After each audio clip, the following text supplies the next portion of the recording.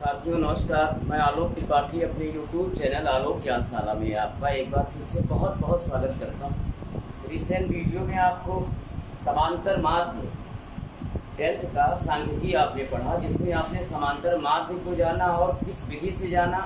वो विधि है प्रत्यक्ष रीति विधि। प्रत्यक्ष रीति विधि से आपने समांतर माध्य को जाना। अब आप समांतर माध्य को ही विचलन विधि से जानेंगे, कल्पित माध्य विधि से जानेंगे, लघु विधि से जानेंगे। यानी तीनों एक ही हैं, एक दूसरे के पर्यायवाची हैं। यानी आज जो हमको पढ़ना है माध्य ही पढ़ना है, और माध्य का कौन सा विधि पढ़ना है, वो पढ़ना है विचलन विधि से समांतर माध्य या औसत को ज्ञात करना। तो देखिए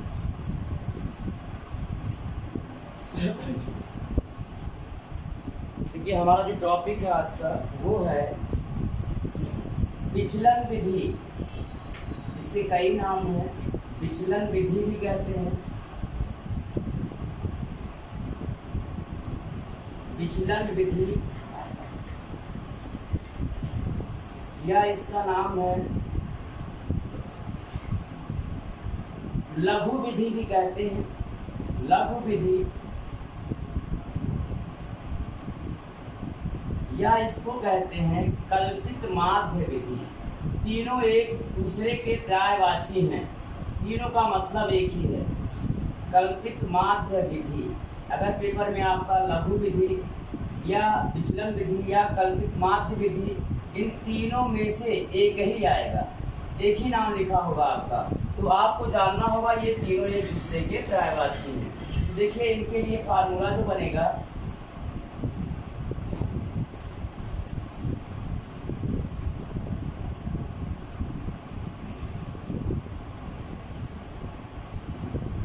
तीनों के मतलब तीनों नामों के लिए, यानी विचलन विधि से जो समांतर माध्य या माध्य आप निकालेंगे, उसका जो फार्मूला बनेगा वो होगा x बार बराबर समांतर माध्य या माध्य x बार बराबर a plus sigma F D upon sigma F. यानी जो सिग्मा एफ को भाग दिया जा रहा है, जो सिग्मा एफ से भाग दिया जा रहा है, केवल सिग्मा एफ डी में भाग दिया जा रहा है, ए अलग है, A plus sigma F D upon sigma F. अब यहाँ तो बहुत सारी चीज़ें आपके लिए अननोन भी हैं, उनका मतलब आप लोग जान लीजिए, फार्मूला यही यूज होगा। अब आपको जानना क्या है इस फार्मूले के अंतर्गत, आपको जानना है ए क्या है, एक कल्पित माध्य है, एक कल्पित माध्य है। एफ के बारे में ज़्यादा डिस्कस नहीं करना है। एफ फ्रीक्वेंसी है, बारंबारता, और यहाँ पे जो नया आपके लिए है वो डी है। डी क्या है, कल्पित माध्य से मीन्स ए से, कल्पित माध्य से पदों का विचलन। डी क्या है, विचलन है, डिविएशन है ये। डी क्या है, कल्पित माध्य से पदों का विचलन, पदों का विचलन, जिसको हम क्या करेंगे, ये होगा x माइनस ए। यानी पद में से हम कल्पित माध्य को माइनस कर देंगे। अब देखिए सिग्मा एफ क्या है, सिग्मा एफ है बारंबारताओं का योग,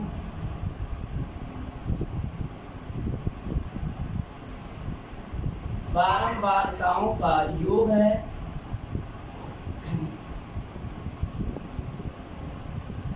और सिग्मा एफ डी क्या है, सिग्मा एफ डी है एफ डी का योग। सिग्मा का मतलब योग होता है, एफ डी का योग। अब इसमें चौंकाने वाली बात क्या है, बिल्कुल नई बात क्या है, वो है ए हमने लिख तो दिया, कल्पित माध्य है का हम कहाँ से है, कहाँ से आया, कैसे है, ये आपको जानना बहुत ही जरूरी है। तो कल्पित माध्य क्या है, इसके लिए आप इसको स्पेशल में लिख लीजिए, नोट में लिख लीजिए।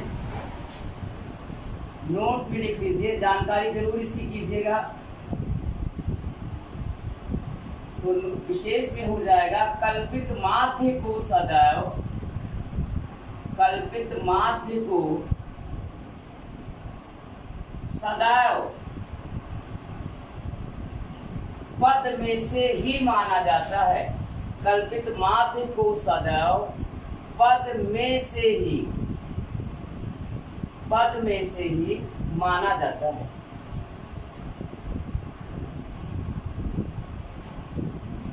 ये यहाँ पे इसको हाईलाइट कर लीजिएगा।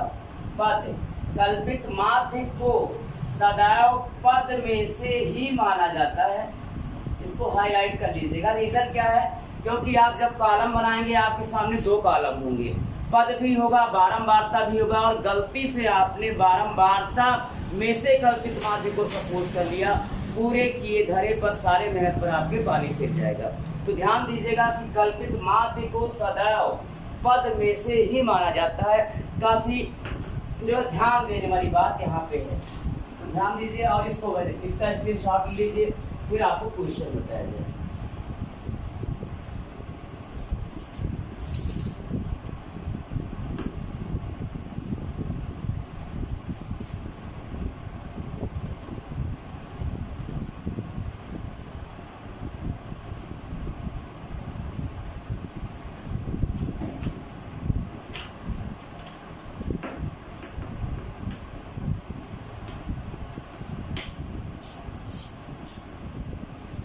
हाँ तो देखिए एक्सरसाइज हमारी वही रहेगी, माध्य भी यहाँ भी माध्य ही निकालना है, बस केवल विधि चेंज है। आपने पढ़ी कौन सी विधि है? प्रत्यक्ष रीति विधि। और अब क्या पढ़ेंगे? विचलन विधि, या इसको हम लघु विधि या कल्पित माध्य विधि कहते हैं। एक विशेष चीज मैं आप लोगों को बताना चाहूँगा, अगर क्वेश्चन पेपर में आपसे माध्य पूछा गया, आपका क्वेश्चन पेपर में आ गया, आंकड़ा आ गया, बारंबारता आ गया, और आपसे कहा गया कि माध्य ज्ञान कीजिए, तो तीन विधियां हैं, आप कोई भी अप्लाई कर दो, वहाँ आपको फुल मार्क्स मिल जाएंगे। लेकिन अगर आपका आंकड़ा दे दिया गया, यानी कि पद, वर्गंतराल और बारंबारता आपको दे दी गई, और आपसे कहा गया विचलन विधि से, या ये कहा गया कि लघु विधि से समांतर माध्य ज्ञात कीजिए, और तब आपने लघु विधि के अलावा अन्य दो विधियों में से कोई एक विधि लगा दी, यानी प्रत्यक्ष रीति लगा दी या पग विचलन लगा दिया, तो आपको 0 मार्क्स मिलेगा, सही आंसर आपकी होगी। अगर उसमें विधि का नाम पूछा है तो आप उसी विधि का प्रयोग करेंगे, आप वहाँ फ्री नहीं हैं। और अगर आपसे केवल कहा गया कि समांतर माध्य ज्ञात कीजिए क्वेश्चन पेपर में, वहाँ आप फ्री हो जाते हैं। तीनों विधियों में से किसी एक आसान विधि का, उपयुक्त विधि का प्रयोग करके आप जो है समांतर माध्य को ज्ञात कर लीजिएगा, जो आपको सबसे अच्छा लग रहा होगा। अब देखिए क्वेश्चन आज का,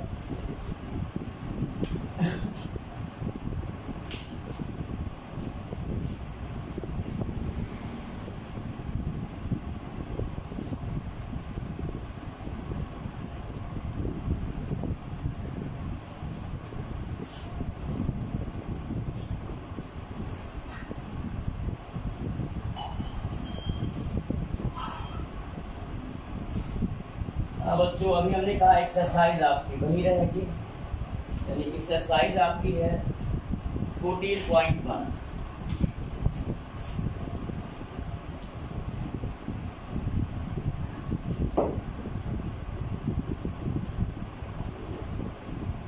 आप सेकेंड नंबर क्वेश्चन जानेंगे। क्वेश्चन नंबर सेकेंड क्या है आपका? क्वेश्चन नंबर सेकेंड है, किसी फैक्ट्री के 50 श्रमिकों की दैनिक मजदूरी के बंटन दिए गए हैं और विचलन विधि का प्रयोग करके इस फैक्ट्री के श्रमिकों का माध्य ज्ञात कीजिए। यहाँ क्वेश्चन में लिखा है एक उपयुक्त विधि का, तो हम लोग कौन सी विधि प्रयोग करेंगे? विचलन।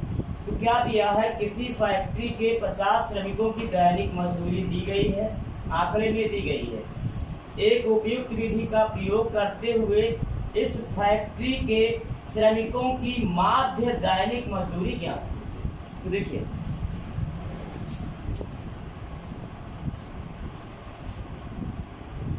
किसी फैक्ट्री के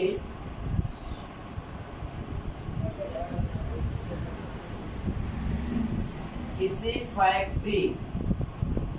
फैक्ट्री के 50 श्रमिकों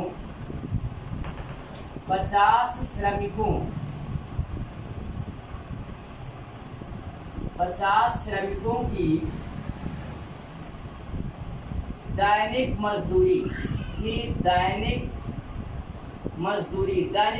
का मतलब डेली का इनकम हुआ।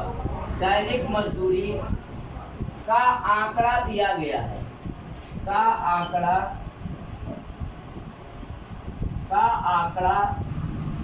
निम्न है, लिख दीजिए निम्न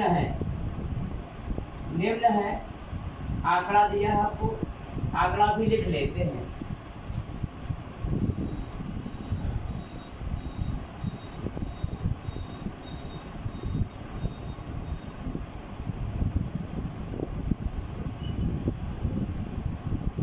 चलिए कॉलम तैयार कर लीजिए।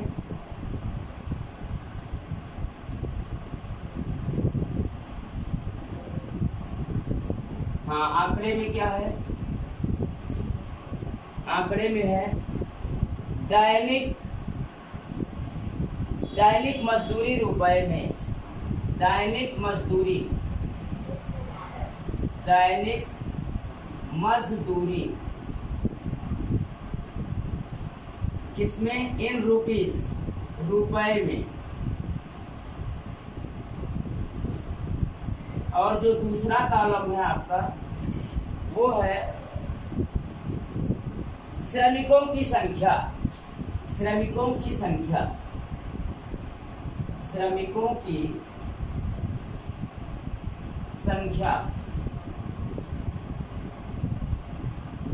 तो देखिए, पहले हम लोग दैनिक मजदूरी के कॉलम को फिलअप कर देते हैं। दैनिक मजदूरी हमारी है 100 से 120, ऐसे 20 का डिफरेंस है। 120 से 140, फिर है 140 से 160, आगे भी होगा, देखना पड़ेगा, आगे होगा जरूर। 160 से 180। अब यहाँ 1 मिनट हम लोग रुक जाते हैं। हो सकता है यहाँ के बाद जो है वर्ग अंतराल ना दिया हो।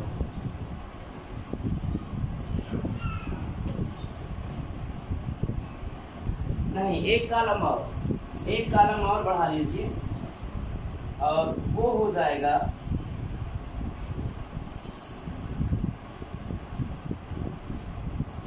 180 से 200। ये आपको क्या दिया है? 50 श्रमिकों की किसी फैक्ट्री में काम करने के लिए दैनिक मजदूरी का वर्ग अंतराल दिया है।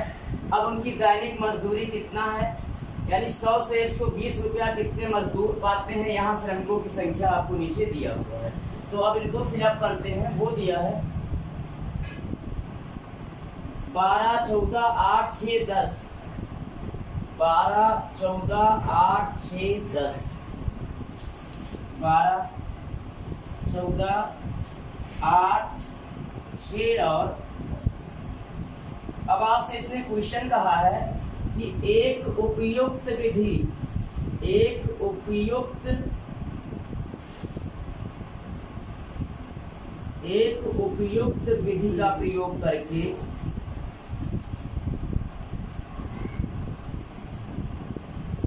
का प्रयोग करके समांतर माध्य ज्ञात कीजिए। लेकिन किसका, ये भी देख लीजिए। एक उपयुक्त विधि का प्रयोग करके श्रमिकों की माध्य दैनिक मजदूरी ज्ञात कीजिए। क्या ज्ञात करना है? उपयुक्त विधि का प्रयोग करके माध्य दैनिक मजदूरी ज्ञात करना है। माध्य दैनिक मजदूरी ज्ञात करना है।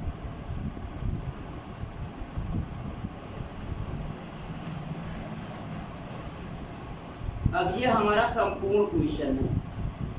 क्या है हमारा? किसी फैक्ट्री के 50 श्रमिकों की दैनिक मजदूरी का आंकड़ा आपके सामने है और आपको एक उपयुक्त विधि का प्रयोग करते हुए माध्य दैनिक मजदूरी निकालना है। किसका माध्य निकालना है? दैनिक मजदूरी का। और जिसका हमें माध्य निकालना होता है, ये दैनिक मजदूरी का कॉलम आपका ये बॉक्सेस है। माध्य किसका निकालना है? दैनिक मजदूरी का। और जिसका हमें माध्य निकालना होता है वही क्या बनता है? पद बनता है। बट यहाँ पे दिक्कत क्या है? यहाँ पे दिक्कत है कि जो दैनिक मजदूरी दी है वो वर्गंतराल के फॉर्म में है, तो हम पद डायरेक्ट नहीं मान सकते।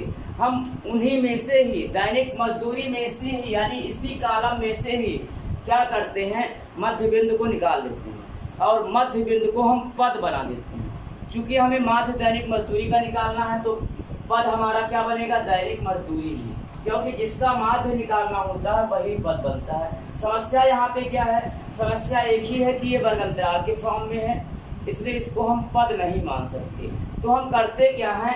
इन्हीं वर्गों, जो वर्ग दिए हैं सारे वर्गों से हम क्या करते हैं? सारे वर्गों का मध्य बिंदु ज्ञात कर लेते हैं। तो निकलता तो यही से है ना, दैनिक मजदूरी से ही तो वही बन जाएगा पद। और जो श्रमिकों की संख्या का बॉक्स है आपका वो बन जाएगा बारंबारता। फिर हम अपने क्वेश्चन को आगे बढ़ाते हैं। तो देखिए इसका सॉल्यूशन।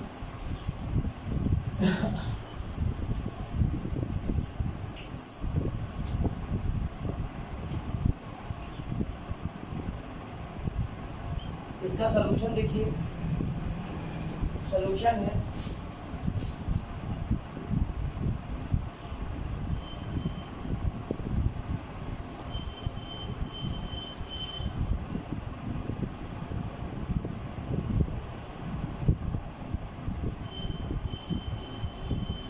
इसमें कॉलम, प्रत्यक्ष रीति विधि में चार कॉलम थे, लेकिन यहाँ कॉलम की संख्या एक बढ़ जाएगी, 5 कॉलम होगा, यानी कॉलम आपका लंबा होगा। तो देखिए कैसे, पहले दिया क्या है?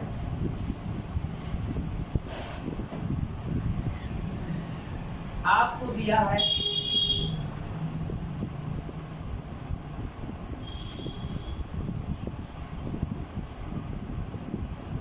दिया है दैनिक मजदूरी,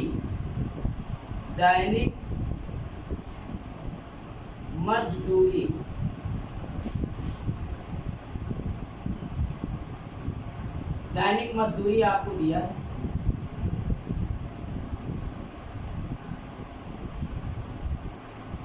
ये किसमें दिया है? रुपए में।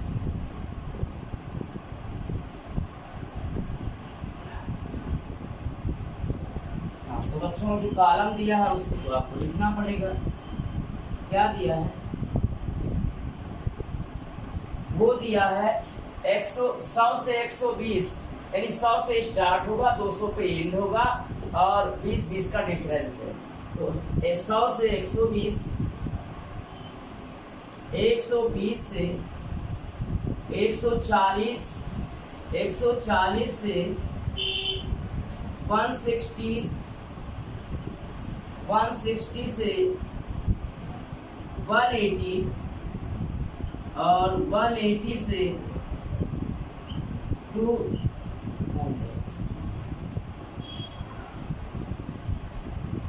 अब देखिए, चूंकि हमें दैनिक मजदूरी का माध्य निकालना है तो यही पद बनेगा, और ये वर्गंतराल के फॉर्म में हमने आपको बताया पद नहीं बनेगा। पद क्या बनेगा? मध्य बिंदु बनेगा। तो मध्य बिंदु हम लोग निकालेंगे, मध्य बिंदु ही बनेगा पद यक्ष।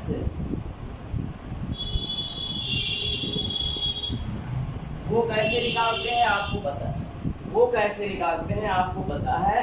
आप निम्न सीमा और उच्च सीमा को जोड़ते हैं, जो रिजल्ट मिलता है उसको 2 से डिवाइड करते हैं। तो 100 और 120 जोड़ के 220 हो जाएगा और उसका आधा होगा 110।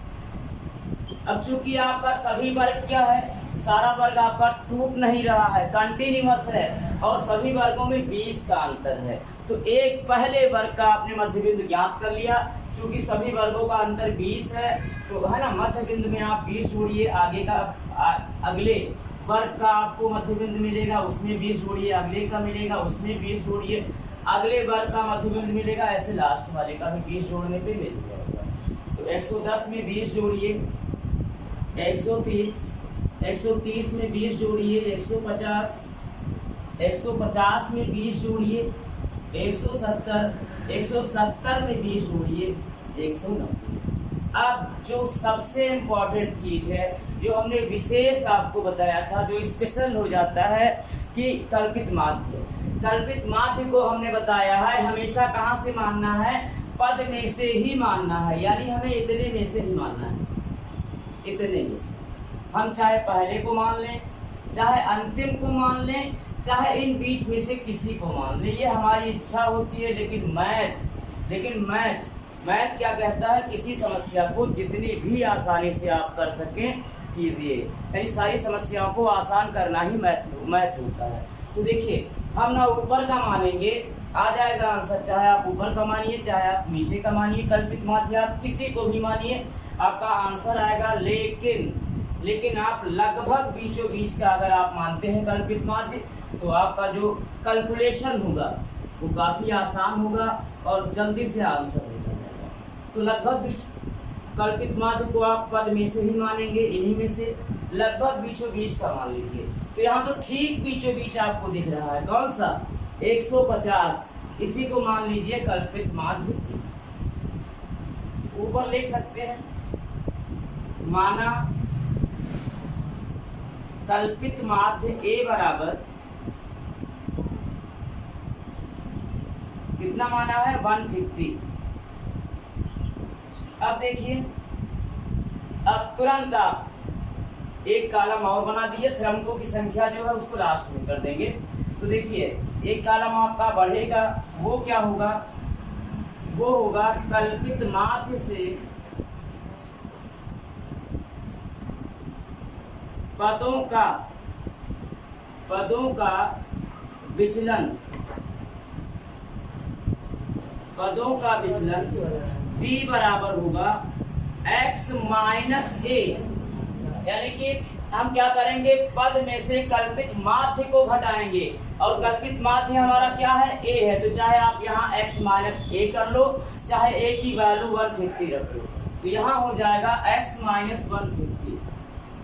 अब आप क्या करो बच्चों, अब आप क्या कीजिए, पद में से आप 150 को माइनस कीजिए, पद में से, यानी 110 में से, 130 में से, 150 में से, 170 में से, 190 में से आप जो है 150 को माइनस कर दीजिए। तो 110 में से 150 माइनस करेंगे, -40, 130 में से 150 माइनस करेंगे, -20, और 150 में से 0 आ जाएगा, 150 माइनस करेंगे, 170 में से 20 आएगा। ये क्रम से है, 20 20 20 बढ़ता जा रहा है, और इसमें 40 ही आएगा। आप यहाँ भी देख रहे हैं सब 20 20, जैसे ही हम ऊपर से नीचे जा रहे हैं 20 20 बढ़ता है। हाँ अब देखिए, अब ये श्रमिकों की संख्या आपका आएगा, श्रमिकों की संख्या,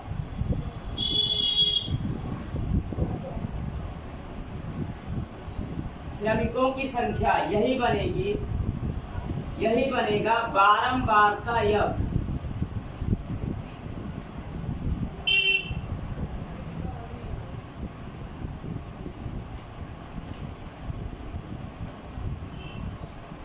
और वो बच्चों आपको दिया है, वहां तो आपको कुछ कैलकुलेशन नहीं करना है, श्रमिकों की संख्या आपको दी है, क्या है, 12 14 8 6 10, क्या है, 12 14 8 6 6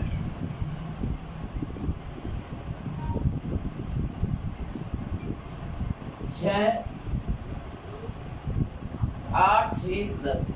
एक मिनट, हम जो है श्रमिकों की संख्या को एक बार जो है चेक कर लेते हैं, नहीं कैलकुलेशन मिस्टेक हो सकता है। ये है आपका 12 14 8 12 14 8 6 10, सही है।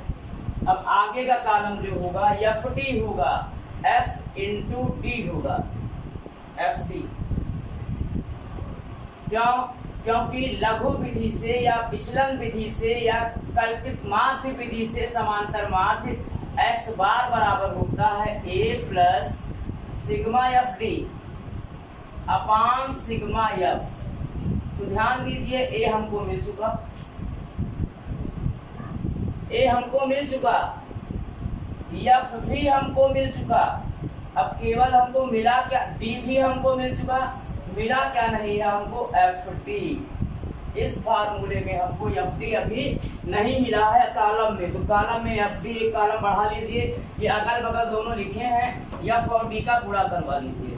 तो क्या हो जाएगा, ये 12 चौक 48 माइनस 480, 14 दूना 28 माइनस 280, 0 गुणे 8 0,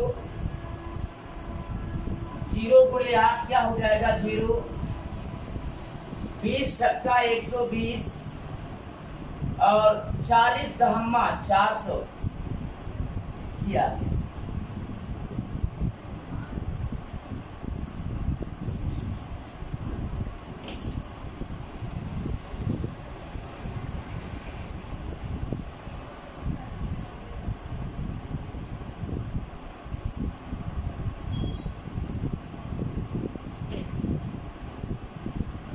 अब हम लोग फिर एक बार ग्रांड टोटल करेंगे। किसका किसका करेंगे योग, योग करेंगे हम यफ का। फार्मूला आपके सामने है, यफ का टोटल कहलाएगा सिग्मा यफ, और एफडी का टोटल कहलाएगा सिग्मा एफ डी। तो एफ का टोटल वही श्रमिकों की संख्या का टोटल, आपको श्रमिक 50 दिए हैं, सेटिस्फैक्शन के लिए देख लीजिए। आपने लिखने में तो गलती नहीं की, 12 14 26 और 8 34 6 40 और 10 50। हाँ बच्चों, यहाँ आते हैं, यहाँ प्लस की भी संख्या है, माइनस की भी संख्या है। प्लस वाली संख्या को अलग जोड़ लो, अलग वाली संख्या को, माइनस वाली संख्या को अलग ऐड कर लो, फिर दोनों को घटा लो और चिन्ह बड़े वाले पद का लगा दो। तो देखिए 0 8 8 16 4 2 6 1 7, यानी माइनस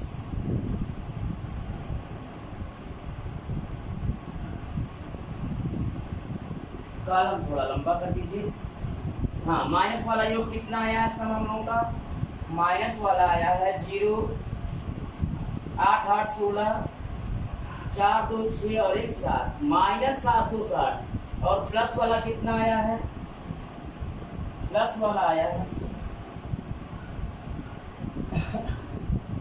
प्लस वाला आया है 0 2 4 1 5। अब दोनों को घटाओ और चिन्ह बड़े वाले का यानी कि माइनस का। 760 में से 520 घटा दो, 760 में से 520 घटा दो, तो 520 पे 200 जोड़ेंगे 720 होगा, और 40 और यानी माइनस 240 हो जाएगा। 0 6 में से 2 घटाएंगे 4,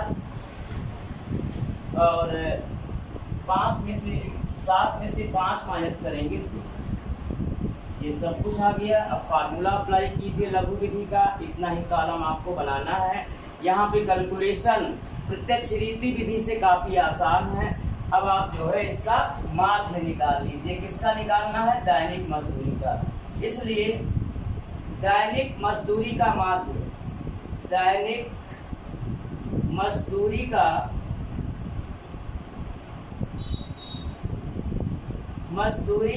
माध्य का माध्य हो जाएगा x bar is equal to a plus sigma F D upon sigma f. a की वैल्यू आई है 150, देख सकते हैं आप यहाँ से a की वैल्यू 150 है, प्लस सिग्मा एफ डी आया है माइनस 240, आप कॉलम से देख सकते हैं इसको, अपान सिग्मा एफ आया है 50। अब देखिए ये हो गया 150, हाँ ब्रैकेट खोलिए तो प्लस और माइनस का गुणा माइनस हो जाएगा, 0 से 0 ऑलरेडी आप कैंसिल कर दीजिए। अब आप क्या कीजिए, 5 से डिवाइड कर दीजिए 24 को, तो 5 चौक 20, 4 24, 5 8 40, यानी कि 150 में से 4.8 घटा दीजिए।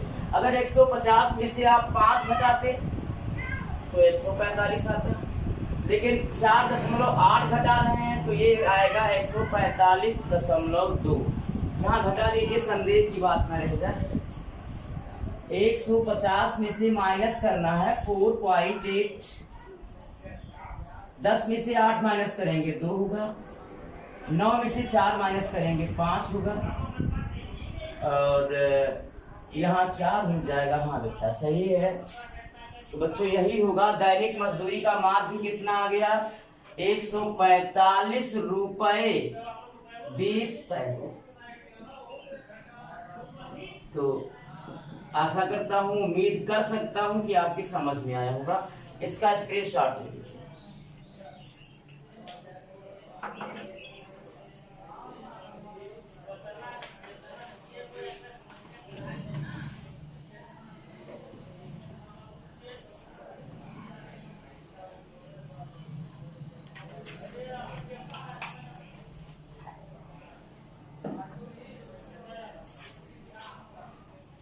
हाँ, नेक्स्ट क्वेश्चन होगा आज का। ये जो विधि है प्रत्यक्ष रीति से काफी आसान है, बस केवल एक कॉलम ही बढ़ता है। इसका कैलकुलेशन जो है उसके कैलकुलेशन से बहुत ज्यादा आसान होती है। तो अगर कहीं पेपर में आपका विधि का नाम नहीं कहा है तो कोशिश कीजिएगा कि इसी विधि से ही आप जो है माध्य को ज्ञात कर लीजिएगा। इसमें गलती की भी संभावना कम होती है, सीधे सीधे नंबर आ जाते हैं। तो आपने देखा अभी। अब आज का दूसरा क्वेश्चन,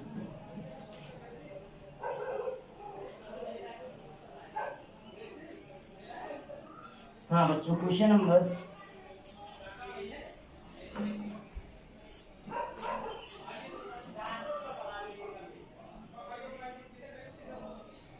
इम्पोर्टेंट है, इसको मैं फिर बताऊंगा, है ना। दूसरी विधि से, विचलन विधि से काफी इम्पोर्टेंट क्वेश्चन है। तीसरा नंबर क्वेश्चन, निम्नलिखित बंटन एक मोहल्ले के बच्चों के दैनिक जेब खर्च को दर्शाता है। निम्नलिखित बंटन यानी दिया गया आंकड़ा एक मोहल्ले के बच्चों के दैनिक जेब खर्च को दर्शाता है। माध्य जेब खर्च 18 रुपए है, तो लुप्त बारंबारता यफ ज्ञात कीजिए। तो देखिए क्या है, निम्नलिखित बंटन एक मोहल्ले के बच्चों के दैनिक जेब खर्च को दर्शाता है। निम्न बंटन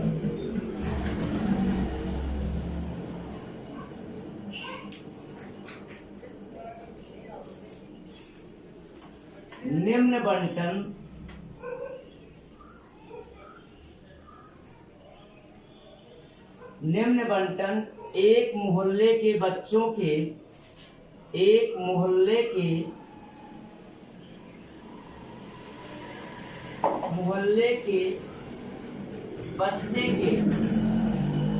बच्चे के दैनिक जेब खर्च को दर्शाता है। दैनिक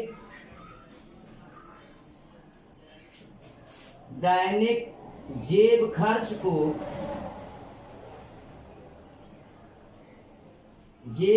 को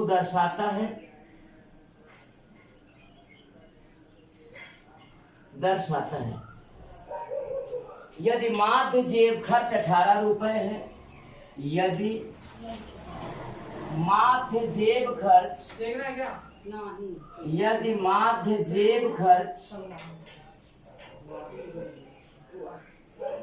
18 रुपए हो,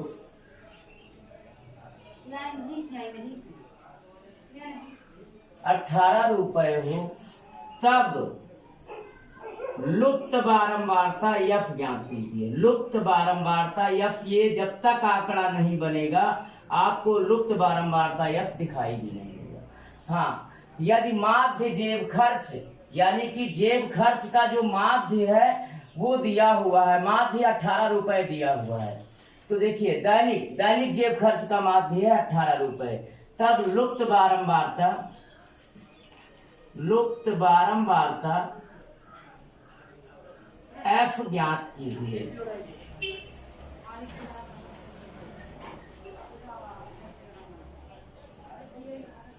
ये क्वेश्चन है लेकिन आंकड़ा गायब है, तो आंकड़े को लिखिए।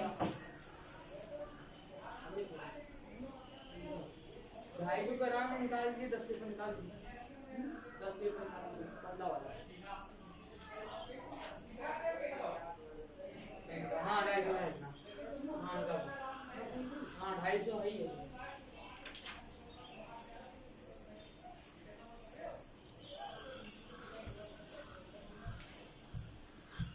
हाँ क्या दिया हुआ है? दिया हुआ आपको दैनिक जेब खर्च रुपए में, दैनिक जेब खर्च रुपए में, दैनिक जेब खर्च। अब जेब खर्च किस में होगा? रुपए में ही होगा, रुपए में, या पैसे में होगा, या डॉलर में होगा, या हाँ ये हो गया। और कौन सा कॉलम है?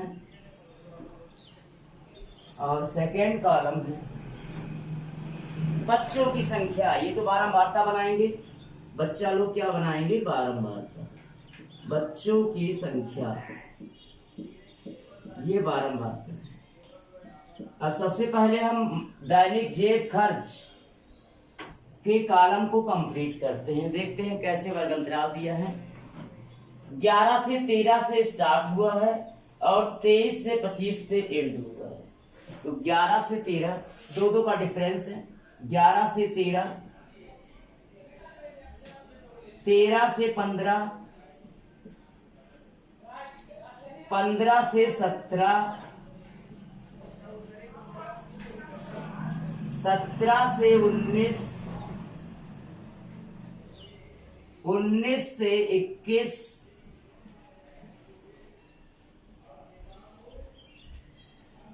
क्वेश्चन लेंथी है। 19 से 21, 21 से 23, और एक कॉलम अभी और है,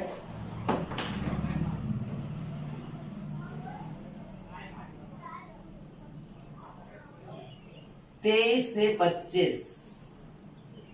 अब आइए बच्चों की संख्या, इस वाले कॉलम को फिलअप करते हैं। हाँ बच्चों की संख्या है 7, 6, 9, 13 F 5 4। 7, 6, 9, 13, कितना पहले लिखते हैं? 7, 6, 9, 13 F भी है।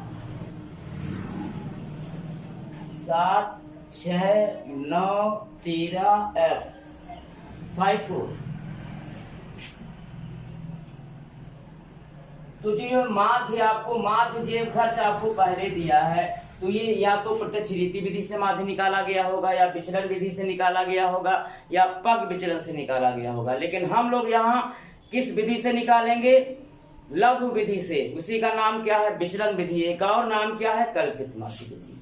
जो अभी आपने लगाया है उसी विधि का उपयोग करें। तो देखिए सॉल्यूशन,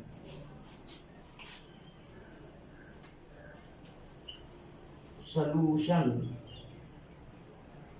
हाँ बच्चों, कॉलम बने।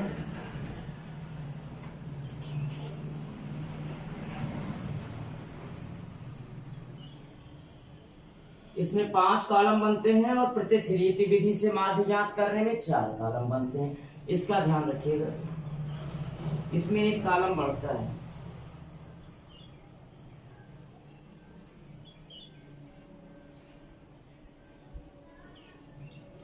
पांच कॉलम आपको पहले से पता है तो बना लिया जाए।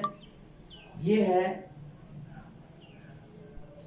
है दैनिक जेब खर्च, पहला कॉलम बन गया।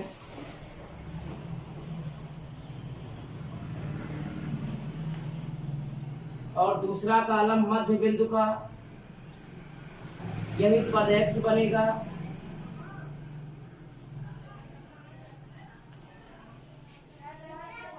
तीसरा कॉलम कल्पित माध्य से पदों के विचलन का, B। चौथा कॉलम बारंबारता का, यानी बच्चों की संख्या का।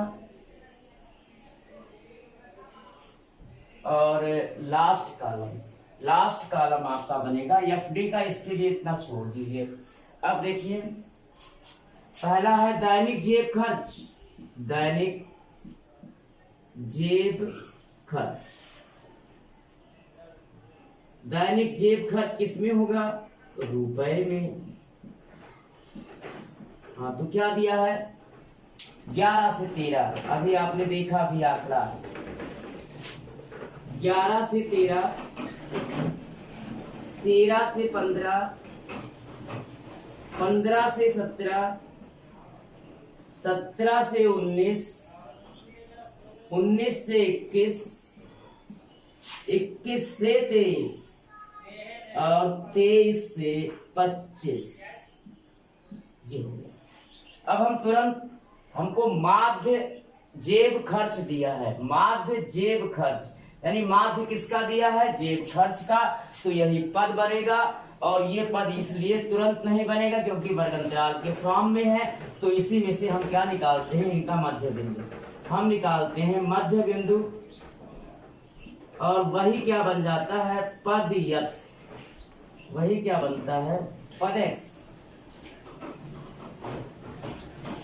कैसे करते हैं? दोनों को जोड़ते हैं, हाफ कर देते हैं। 13 11 जोड़ेंगे 24, 24 का आधा 12। और आपने देखा कि जो वर्गंतराल है वो टूट नहीं रहा है, अनब्रेकेबल है, और डिफरेंस कितने का है? सभी वर्गों में 2 का।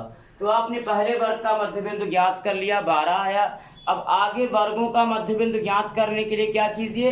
12 में 2 जोड़िए, अगले का मध्य बिंदु मिलेगा। फिर 2 जोड़ते हुए चले आएंगे तो सभी वर्गों का मध्य बिंदु हमें ज्ञात हो जाएगा, जैसा कि आप लोग बहुत पहले से जान चुके हो, उसको बताना नहीं है। आगे बढ़िए, 2 ऐड करते चलिए। 12 2 14, 14 2 16, 16 2 18, 18 2 20, 20 2 22, 22 2 24। और एक जो बहुत महत्वपूर्ण बात इसमें होती है, कल्पित माध्य। तो कल्पित माध्य को सदैव पद में से ही माना जाता है। इन्हीं में से आपको मानना है, आप किसी को भी मान लीजिए, लेकिन आपका जो है कैलकुलेशन इजी हो तो लगभग जो पद है आपका, इसके लगभग बीचों बीच का मानिए। कोई जरूरी नहीं कि आप ठीक बीचों बीच ही ढूंढिए। अगर आपका 6 पद है तब आप क्या करेंगे? आप या तो तीसरे को मानेंगे या तो चौथे को मानेंगे। तो लगभग बीचों बीच का मानिए, कैलकुलेशन आपका इजी होगा। इसमें आप या तो 16 को मानिए, या 18 को मानिए, या 20 को मानिए। चलिए 18 को मान लेते हैं। यही कल्पित माध्य एक हो गया। किसी को भी मानिए, आंसर आना है। कैलकुलेशन आसान बनाना है तो लगभग बीचों बीच का मानना है, और यही मानना है आपको। तो देखिए, माना कल्पित माध्य A is equal to 18। अरे अगर आपने कल्पित माध्य A 18 मान लिया है तो जो आपका फार्मूला है x bar is equal to a plus sigma F d by sigma f, यही तो फार्मूला है। तो a आपने 18 मान लिया, नहीं आपको एफ निकालना है, विलुप्त बारंबारता एफ निकालना है। माध्य तो दिया है, माध्य तो 18 ही दिया है। हाँ, तो देखिए अब आपका अगला कॉलम विचलन का होगा। वो क्या होगा? कल्पित माध्य से पदों का विचलन, पदों का विचलन t is equal to x minus A. x minus A कितना है? 18, तो 18 लिख दो, a के बजाय x माइनस 18।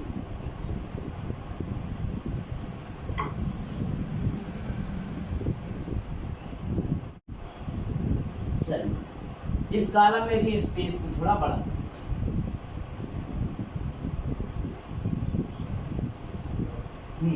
अब पद में से आप 18 घटाइए, जैसे 12 में से 14 में से 16 में से 18 में से 20 में से 22 में से 24। तो 12 में से 18 घटाएंगे -6, 14 में से 18 घटाएंगे, 14 में से 18 घटाएंगे -4, फिर -2, 0, 2,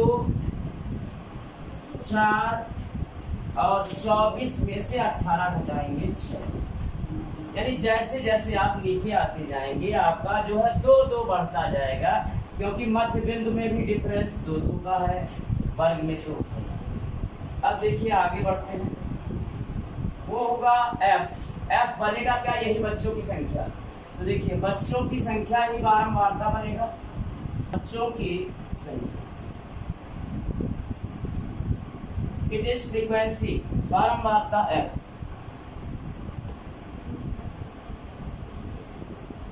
बारंबारता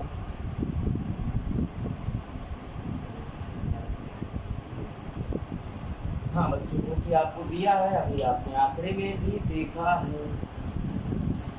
हाँ बच्चा पार्टी, देखिए बारंबारता तो आपको दिया ही है, बट यहाँ एक गलती हो रही है। आपको यहाँ से लुप्त बारंबारता एफ ज्ञात करना है, और आपने यहाँ बच्चों की संख्या को जो बारंबारता एफ लिखा है इसको आप कैपिटल कर दीजिए, एफ कैपिटल एफ। हाँ अब देखिए क्या दिया आपको, 7 6 9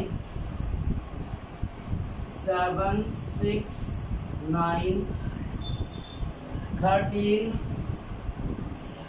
F 5 4 5 and 4, ये हो गया। अब देखिए आपको क्या दिया है, अब तो आपने सब कुछ कर लिया, अब आपको कैलकुलेशन करना है। आपको कैलकुलेशन किसका करना है, फार्मूला अगर आप ये जानते हैं तो पता है, अभी आपने देखा भी है, और अगर नहीं देखा तो मैं बता रहा हूँ, वो बनेगा F into D, capital F into D, यानी बारंबारता और पिछलंका मल्टीप्लाई करेंगे हम, और एक कॉलम वो हमारा बढ़ेगा, एक्सीड होगा, यहाँ 5 हो जाते हैं।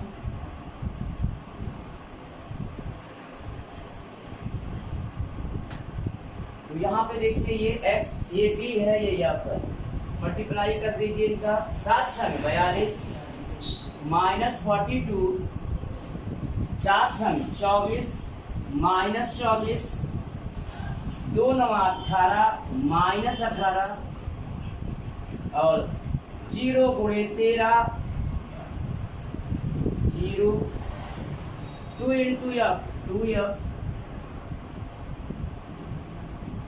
4 पंचे 20, और 6 चौको 24। लो आपने कॉलम कर लिए कंप्लीट, कॉलम कंप्लीट हुआ तो आपका जो है फार्मूला अप्लाई होगा और कैलकुलेशन होगा। अभी आपने कॉलम बनाया है हल्के कैलकुलेशन के साथ। अब देखिए योग, ग्रांड टोटल होगा महायोग, हाँ योग होगा किसका किसका आपको पता है, यफ का और यफ डी का। तो यफ का टोटल हो गया सिग्मा कैपिटल एफ, यहाँ हो जाएगा इज इक्वल, और एफ डी का टोटल होगा जो कि हो जाएगा sigma capital F D is equal. हाँ तो देखिए ऐड कर लीजिए, यहाँ तो ऐड करना पड़ेगा। आप फर्स्ट ऑफ ऑल एफ को छोड़िए और सबको ऐड कर लीजिए, एफ को सबको जोड़ने के बाद ऐड कीजिएगा। 7 6 13, 13 9 22, 22 13 35, 35 5 40 और 4 44, 44 आया संख्याओं का योग।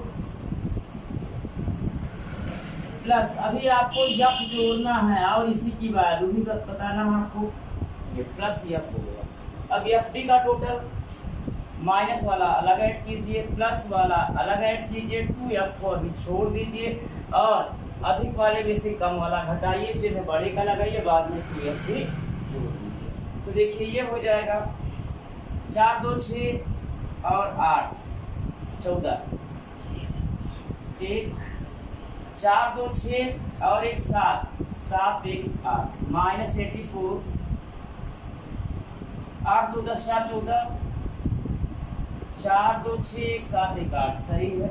और ये हो गया 4 2 2 4, और माइनस 84 आया है, प्लस 44 ही आया है, माइनस वाला नंबर ज़्यादा है, दोनों को घटाओ। 84 में से 44 घटाएंगे तो 40 आएगा, लेकिन चिन्ह बड़े रहेगा, तो माइनस 40। अब इनको भी ऐड कर लो, plus 2f plus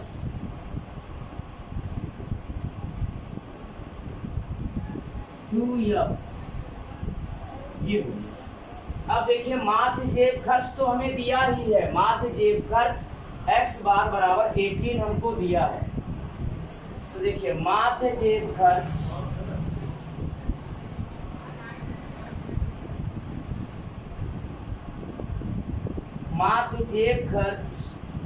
x bar is equal to क्या हो जाएगा, a प्लस माध्य जेब खर्च x bar is equal to दिया है 18 रुपए, गिवन है ये। और माध्य हो क्या जाएगा, प्रत्यक्ष रीति से होगा कि कल्पित से होगा, इसके लिए आपको यहाँ कॉलम किसके लिए बनाया गया, सारी मेहनत किसके लिए की गई है, लघु विधि के लिए। तो x बार क्या हो जाएगा, वो हो जाएगा a plus sigma F D upon sigma f is equal to 18। a की वैल्यू कल्पित माध्य हम लोगों ने किसको लिया था, 18 को। तो ये हो गया 18 प्लस सिग्मा एफ डी आया है -40 प्लस 2f, वो हाँ अपान केवल इतने का, अपान एफ डी का, अपान सिग्मा एफ आया है 44 plus f is equal to 18। आपको f की वैल्यू चाहिए, 18 वहां ले जाइए, तो यहाँ क्या बचेगा, -40 plus 2f upon 44 plus f is equal to 18। अब हम क्रॉस मल्टीप्लाई कर देते हैं, अब हम क्रॉस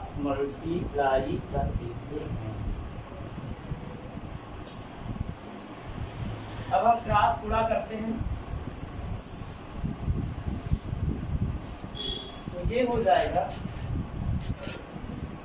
इसका यहाँ और यहाँ 1 कर दें तो इसका यहाँ हो जाएगा, तो ये हो जाएगा, इसका इसमें होगा 18 चौक 72। एक मिनट, कहीं कैलकुलेशन मिस्टेक हो रहा है। हाँ बच्चा पार्टी 18 जब वहां जाएगा तो माइनस हो जाएगा, यानी 18 माइनस 18, यानी ये हो जाएगा -40 plus 2f upon 44 plus f is equal to 0। और इसका क्रॉस गुणा कर दो तो 0 में गुणा होगा तो 0 हो जाएगा। क्या हो जाएगा, -40 plus 2f is equal to 0, -40 को वहां ले जाते हैं तो ये क्या हो जाएगा, ये हो जाएगा 2f इज इक्वल टू 40। अब 2 को वहां ले जाएंगे, 40 को डिवाइड करेगा, such that value of f यानी लुप्त बारंबारता f क्या हो जाएगा, 40/2 यानी 20। यही आपका आंसर है।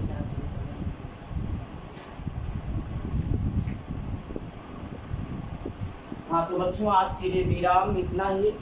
उम्मीद करता हूँ कि आपको समझ में आया होगा, और अगर आपको समझ में आया है तो इसको लाइक कीजिए, सब्सक्राइब ज़रूर कीजिए, और आगे भी अगर आपको वीडियो की जानकारी लेना है कि उसका नोटिफिकेशन आपको मिलता है तो बेल आइकन को ज़रूर दबाइए। धन्यवाद।